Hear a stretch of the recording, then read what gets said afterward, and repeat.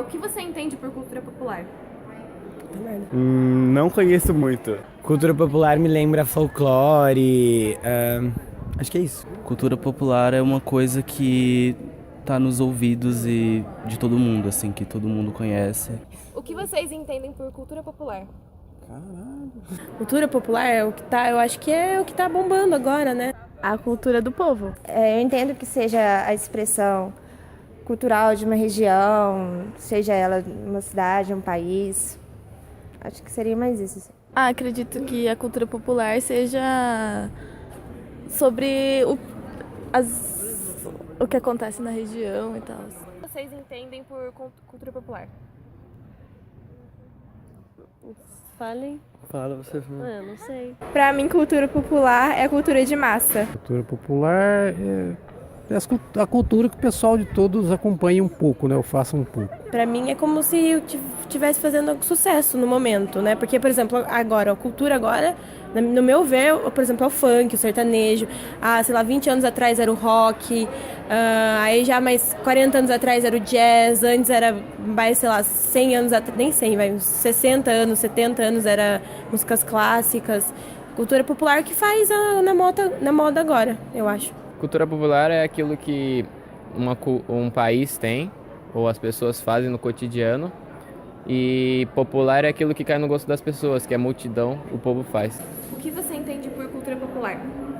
A cultura popular que eu entendo que as pessoas comentam é a cultura brasileira, né? A cultura que vem das antiguidades, né?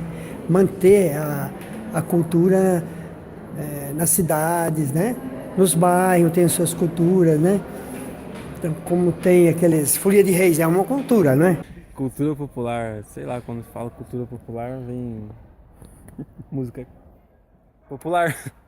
Eu acho que é presente na região, né? A população que vem da população passando pelos outros. Cultura popular é todo quesito em que a população se manifesta através da arte. Cultura popular é o costume que as pessoas têm, né?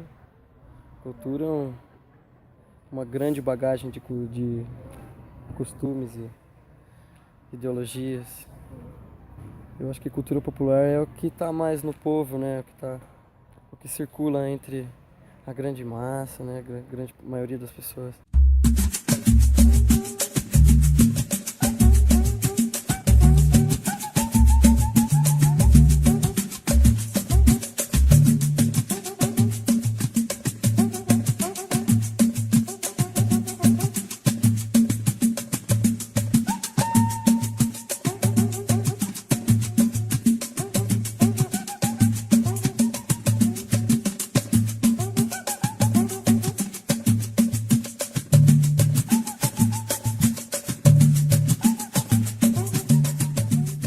E o que vocês entendem por folclore?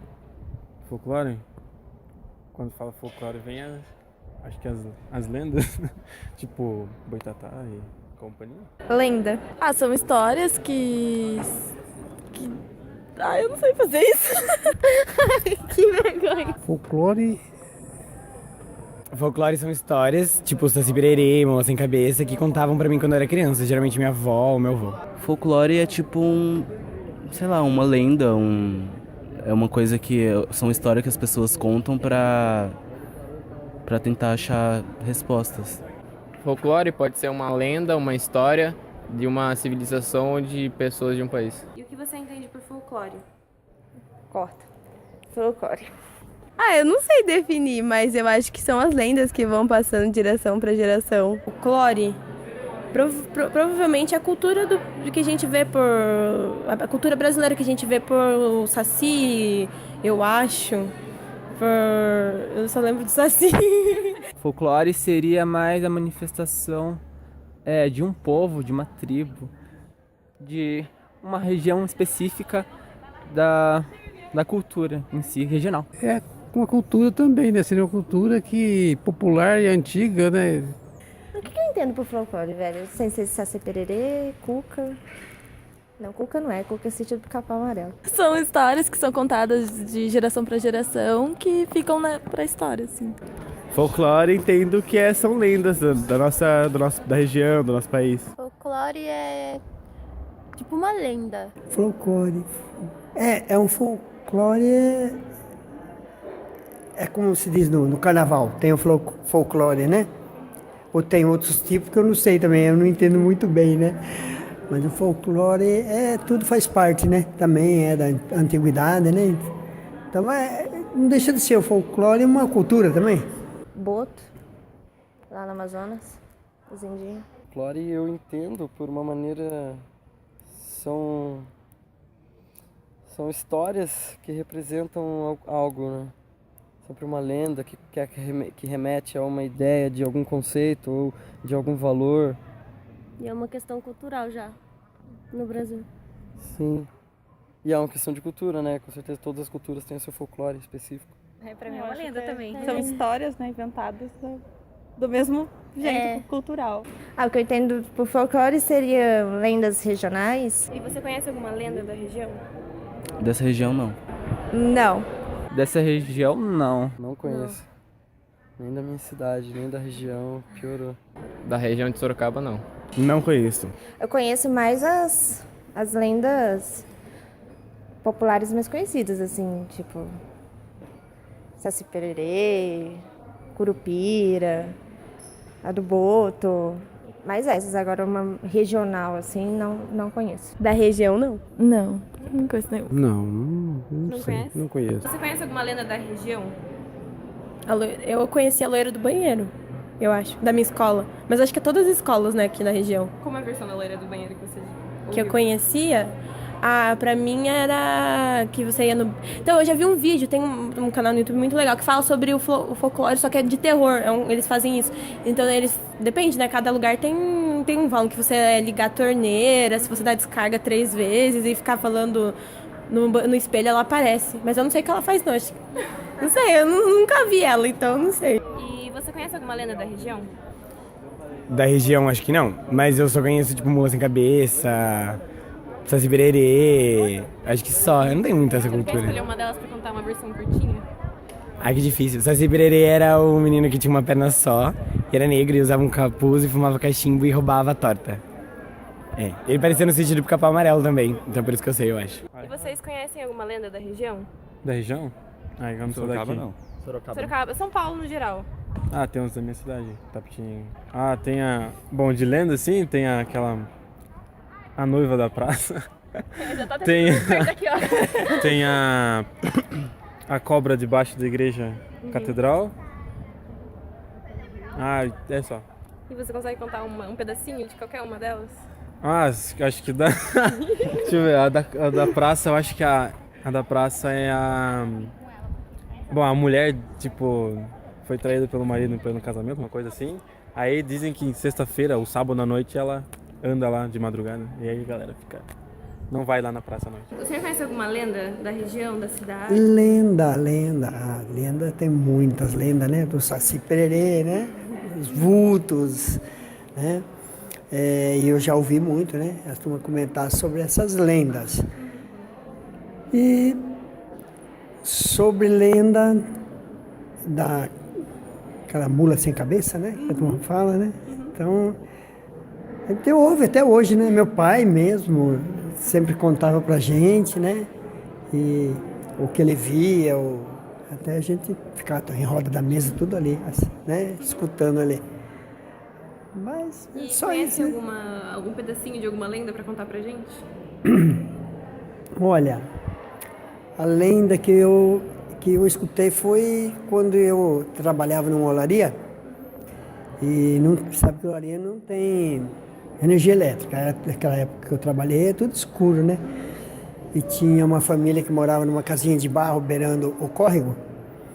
E sempre ela disse que abria, assim, olhava por baixo, assim, naquela escuridão, né? E sempre via o Saci, né? Via esse vulto do Saci Pererê. Então, essas lendas aí que a turma conta pra gente, né?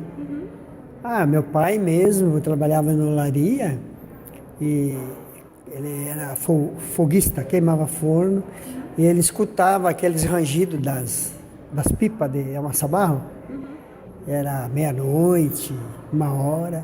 Ele ia lá ver, não tinha nada, entendeu? Eu olhava, você via aqueles barulhos que estava trabalhando e não tinha ninguém trabalhando. Então é essas lendas aí que a gente, né?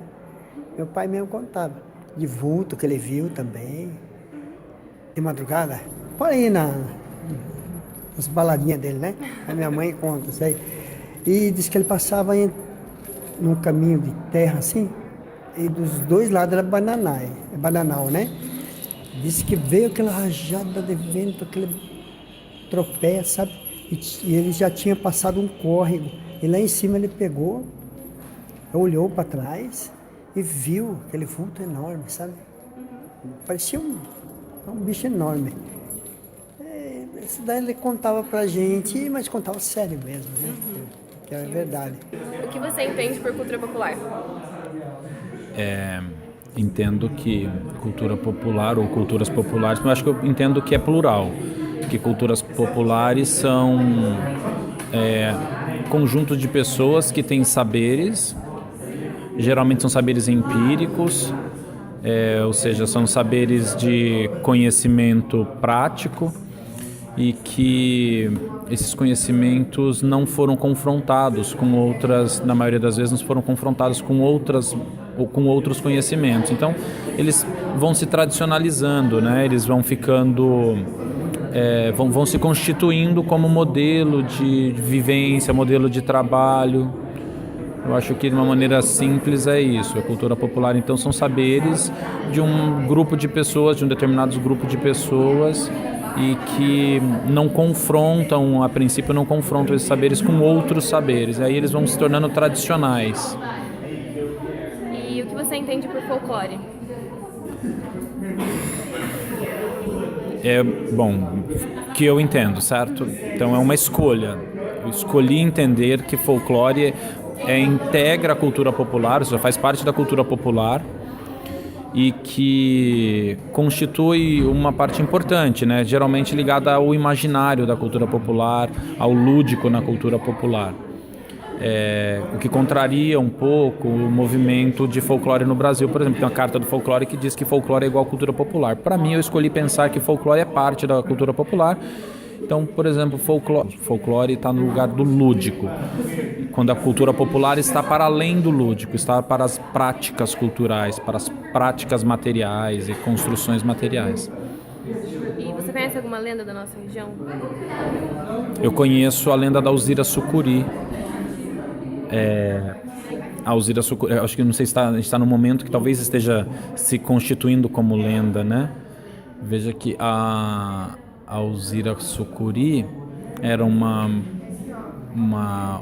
existiu, né? Uma mulher que existiu. Então ela era uma figura conhecida em Sorocaba, tinha suas particularidades, uma mulher que gritava, que às vezes era agressiva, às vezes era muito dócil, andava pelas ruas da cidade solta e tal. E ela, enfim, ela fazia algumas coisas que fugiam um pouco daquilo que as pessoas esperavam como comportamento de uma pessoa normal, sadia, né?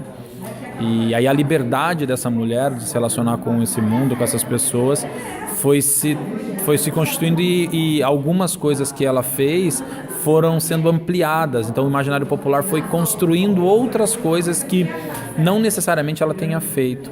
Isso vai construindo a lenda da Alzira Sucuri, né? Então você vai ouvir desde histórias de que a Alzira Sucuri, por exemplo, salvou gente num tiroteio, que ela estava presente, não sei o quê. Não obrigatoriamente ela estava presente, não obrigatoriamente isso aconteceu com ela. Então ela está virando lenda. Outra também é o motorista de ônibus aqui de Sorocaba, né? Você tem um motorista de ônibus que não tem ônibus, né?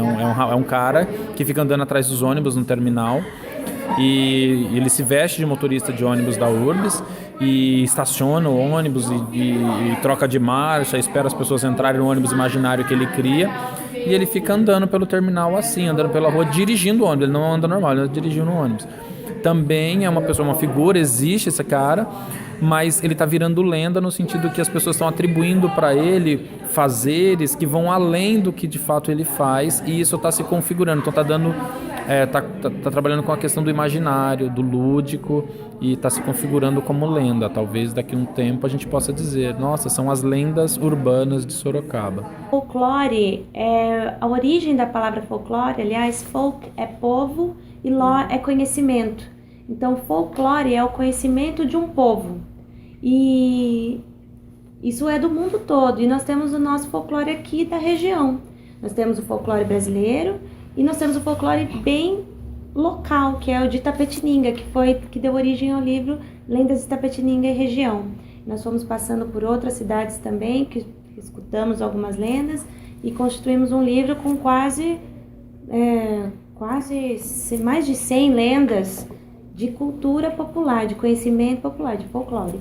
É muito triste a gente conhecer pessoas que nunca tinham ouvido falar de certas lendas, de certos personagens, mas o nosso trabalho é exatamente isso, de encontro com essas pessoas que não têm esse conhecimento.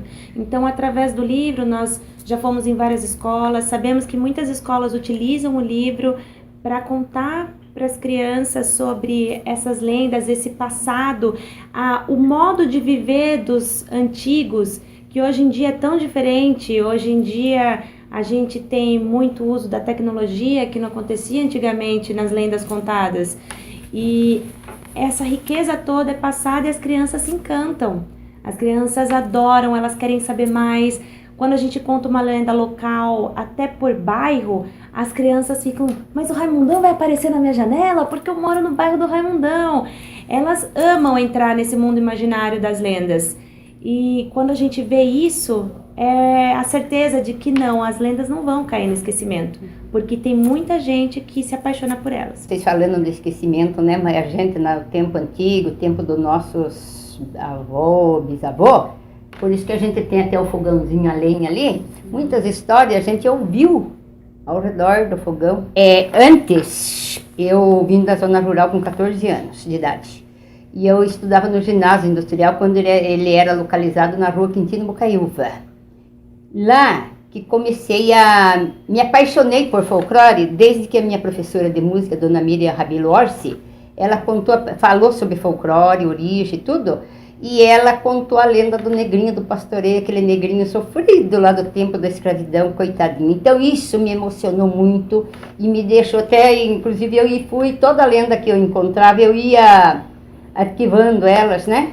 Daí até eu pensei em lançar um livro daquele. Mas daí veio um projeto, eu lecionava na rede municipal de Itapetininga, e as coordenadoras pediram um projeto de folclore, mas muito abrangente, como eles pediram. E eu pensei em 3 categorias, e uma delas foi o folclore narrativo.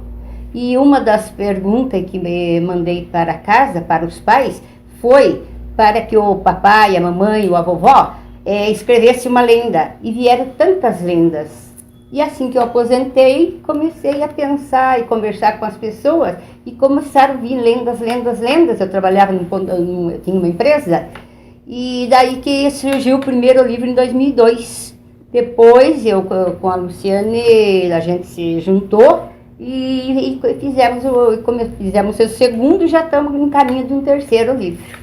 Sim, o primeiro livro, aliás, era só de Itapetininga, de 2002. E em 2014, nesse espaço de tempo de aproximadamente 10 anos, as pessoas continuaram contando lendas e a gente foi reunindo. Eu entrei em 2006 com a Maria de parceria para montar um livro mais completo. E a gente dividiu primeiro Itapetininga por bairros e depois as cidades da região que vieram contar lendas pra gente também.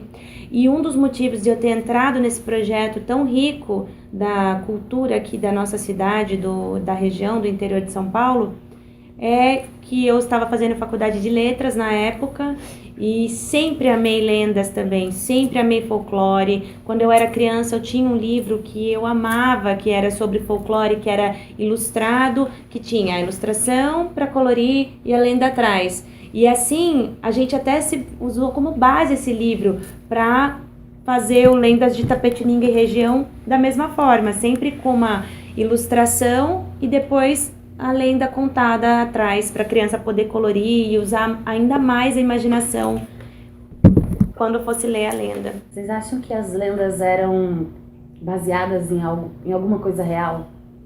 Não só acho, como tenho certeza, porque lenda é sempre alguma coisa que a pessoa viu e ela, com o imaginário dela, ela acaba ou aumentando um pouco ou, né, se imaginando demais por causa do medo que é envolvido e tudo isso, mas sempre é algo real, porque a lenda mistura isso, um local real, uma situação de vida real, que você conta como você viveu aquilo. Agora, se é verdade ou não, só quem estava lá para dizer. Antes de escrever o livro, você deve ter escutado várias histórias, né? As duas. E qual foi o critério para escolher as lendas que estão no livro? Quer falar um pouquinho? Por exemplo, no primeiro livro, o critério foi começar pela mula Ruana, que é a mula que deu origem à cidade de Itapetininga, estar localizada onde ela está, porque a mula Ruana, ela levou o Domingos Xavier visitar o local lá no rio Itapetininga, onde era o pouso de tropeiro, né? O Domingos Xavier começou, primeiro ele passava por aqui, depois ele localizou lá, construiu sua casa lá, e depois ele veio aqui. Daí o que aconteceu? Então, como era uma lenda da mais antiga da cidade, do início, da origem da cidade, a gente entrou aí, depois escolhemos a do Escravo das Estrelas, que é da época da escravidão também. Então, o primeiro a gente tentou colocar as mais antigas. E agora o segundo, a gente fez por bairro, como ela já citou, sim, por bairro, pelo centro, pelo jardim e depois outras localidades. Então, e o que aconteceu? Quando o primeiro foi um pouco mais limitado, como foi uma pesquisa pequena em sala de aula, então foi menor. Até o primeiro tem cerca de 55 por aí. 50 lendas. O segundo passou de 100 e a gente falou, vamos parar, porque tá ficando muito grande esse livro. E como a gente queria aquele layout de imagem com lenda atrás, eu queria uma página toda quase para imagem, a gente teve que diminuir e deixar umas lendas para uma próxima edição. Então, foi mais ou menos assim, o critério de seleção. Vamos reunir, por exemplo, se tinha alguma cidade que tinha muito poucas lendas, tinha uma lenda só, a gente tentava colocar mais, ou talvez excluir a cidade e deixar para uma próxima ocasião.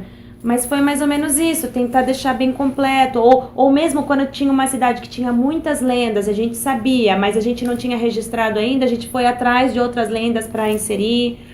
Foi mais ou menos assim. Vocês tiveram medo do livro não vender?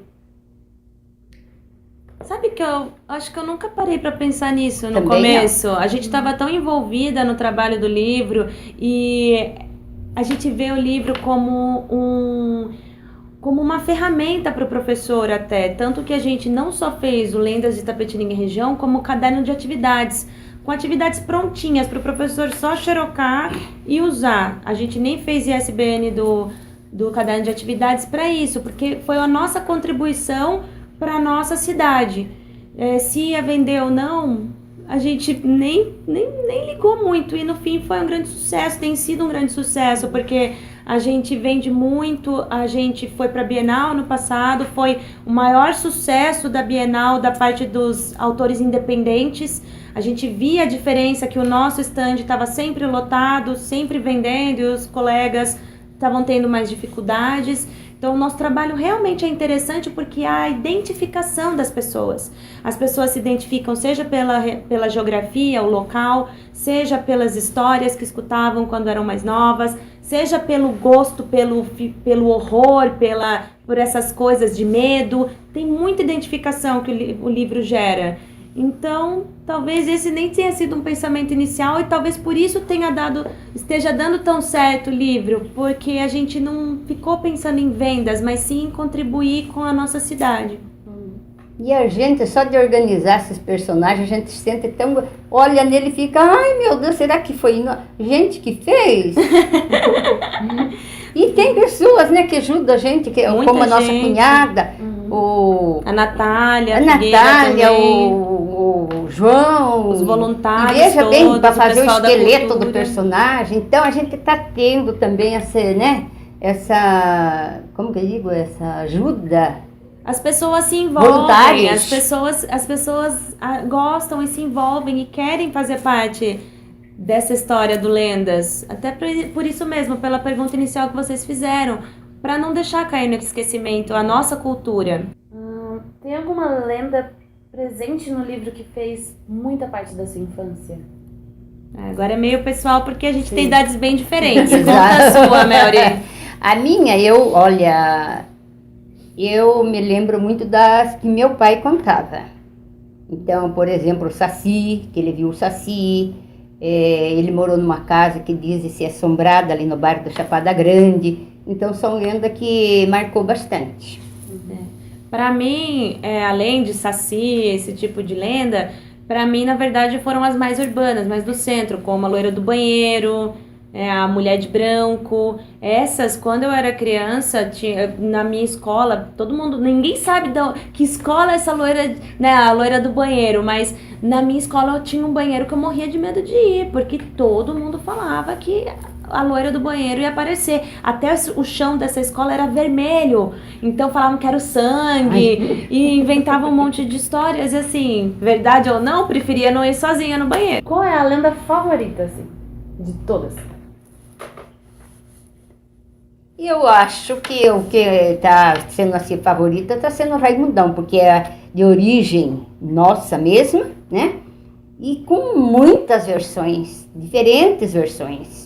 Até ele montado na mula sem cabeça apareceu. Aparecerá nesse próximo, né? Sim.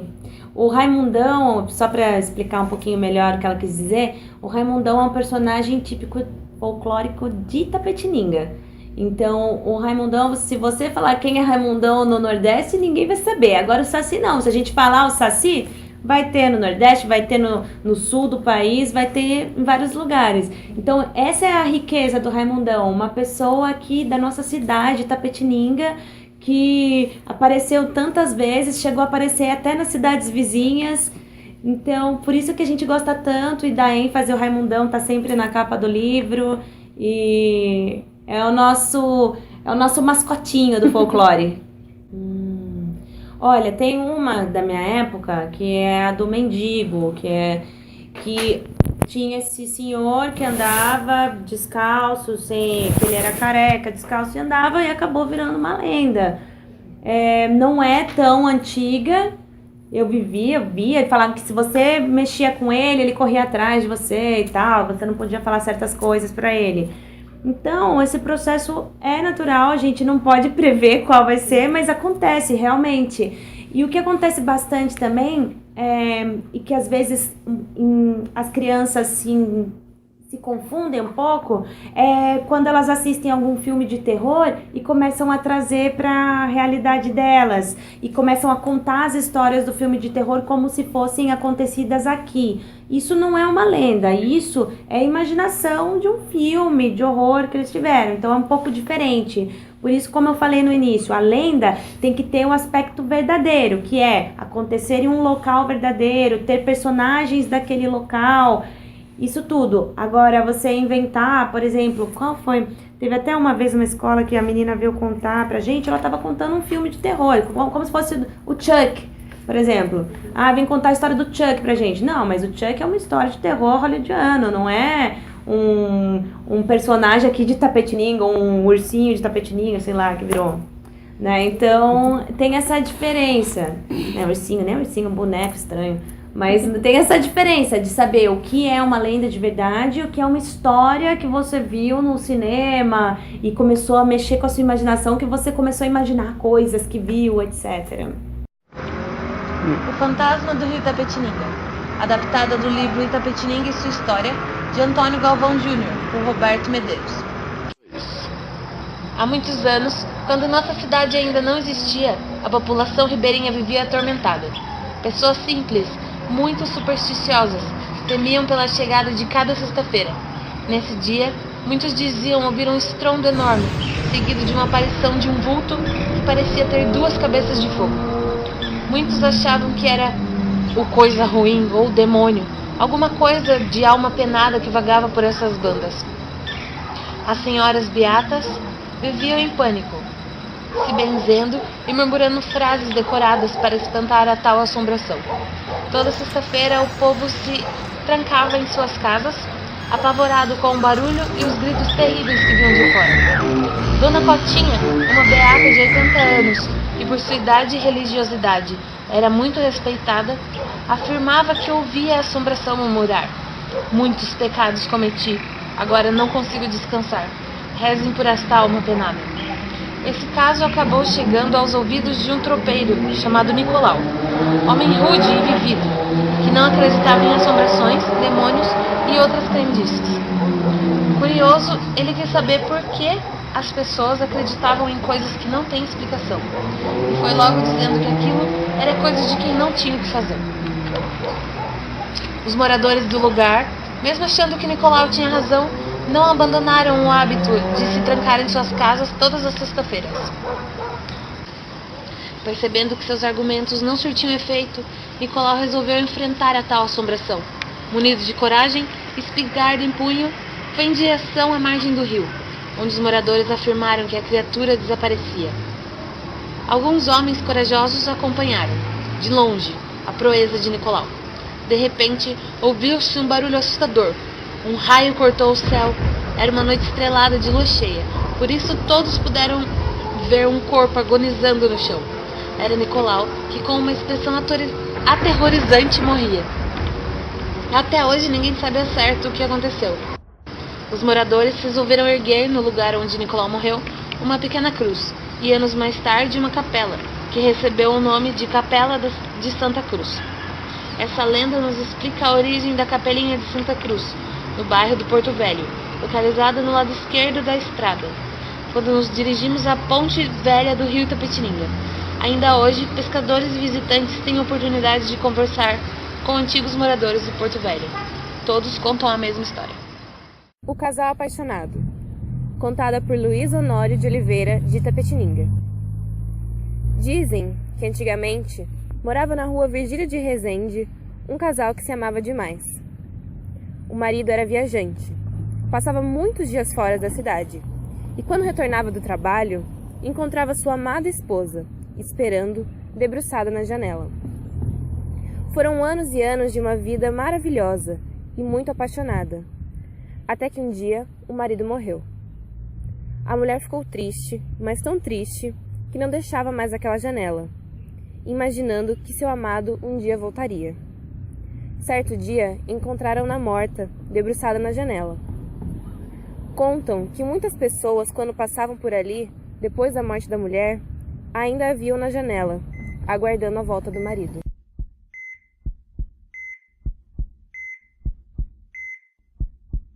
Eu acho que além daquilo que até a Luciana já falou, né? Ela vai se modificando, conforme é comum, quem conta um ponto, aumenta um ponto. Assim, para ser lenda, tem que ser assim.